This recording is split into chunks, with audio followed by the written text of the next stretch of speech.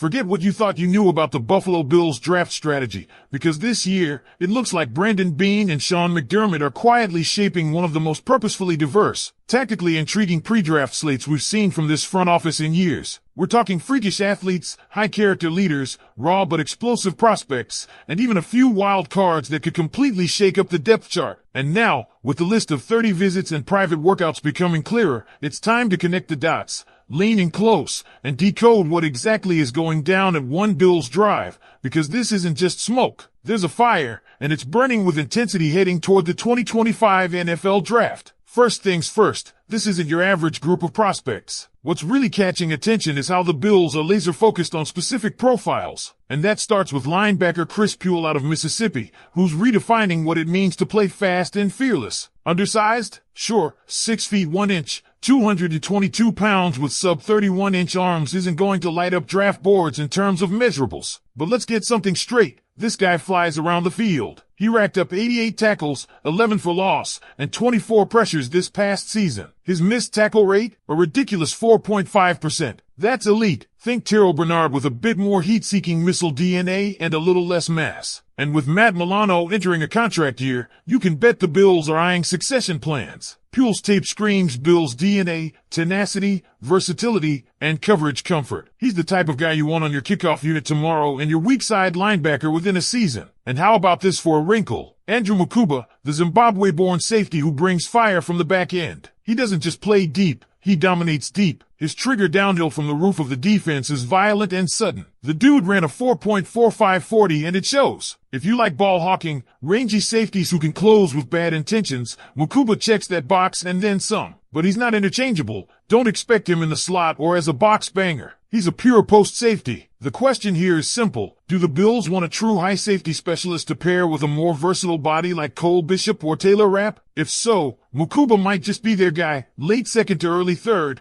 and the instincts to start day one. Then we dive into the Nebraska trio. Yes, 3 Cornhuskers. Defensive tackle Ty Robinson is the name lighting up the scouting wires. He's built like a fridge, stands 6 feet 5 inches, 291 pounds, and has an RAS score of 9.89. That's elite. But it's his play style that's magnetic. He's violent. He's urgent. He's got that throwback grit, powered by a relentless motor and freaky upper body strength. 7 sacks and 12.5 tackles for loss in 2024 show he's not just a space eater, he's a disruptor. If you want a guy to fill the Jordan Phillips role but with more juice and control, Robinson is it. But he's tightly wound, not the bendiest body, and sub-33-inch arms might cap his ceiling. Still, he's got the makeup to be a rotation fixture immediately. And right behind him is Nash Hutmacher. Let's call it like it is. He's a wrestling machine, 166-0 record in high school, but on tape, he's not dynamic. Lack of length, poor contact balance, low pass rush upside, it's all there. But McDermott loves wrestlers. Loves them, so the interest isn't a surprise. This is a potential UDFA or last-round flyer. A cultural fit more than a scheme changer. Now, tight end Thomas Fedwin might just be the most intriguing name you haven't heard enough about. Towering at 6 feet 5 inches, 243 with a huge catch radius and a 9.49 RAS score, this guy was a higher-ranked recruit than Brock Bowers. Let that sink in. Back-to-back ACL tears slowed his start.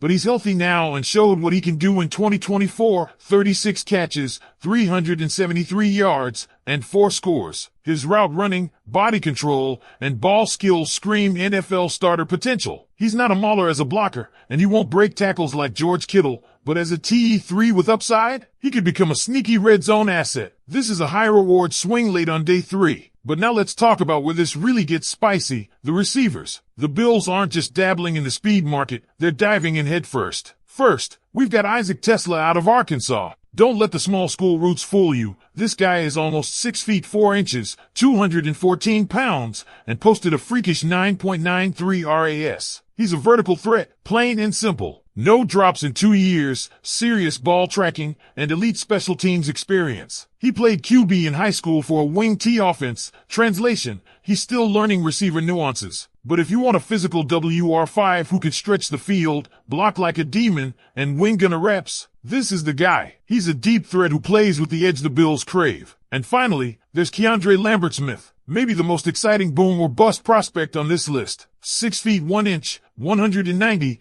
with 4.37 speed and a track record of leading both Penn State and Auburn in receiving across back-to-back years. 9 catches of 20-plus yards, 3 touchdowns over 381 yards on deep targets in 2024. He's a big play waiting to happen, but the drawbacks are real. Functional strength isn't there, blocking is a non-factor, and he's got some drop concerns. Think Marquez Valdes-Scantling, wins vertically, but you're not going to ask him to do everything. Still, when you've got a quarterback like Josh Allen, these vertical artists matter. They open space. They keep safeties honest, and Lambert-Smith is the kind of roll-the-dice pick that could pay off big if the right development plan is in place. So here's what's fascinating. None of this is by accident. These aren't just names on a board. The Bills are triangulating a strategy that focuses on speed, coverage ability, interior violence, and vertical threats. They're looking for matchup pieces, culture fits, and upside swings. Not every guy here will be picked, but each one tells us something about how Buffalo is thinking going into this draft. And with Bean at the wheel, you know he's not afraid to be aggressive if the board lines up. Now we want to hear from you.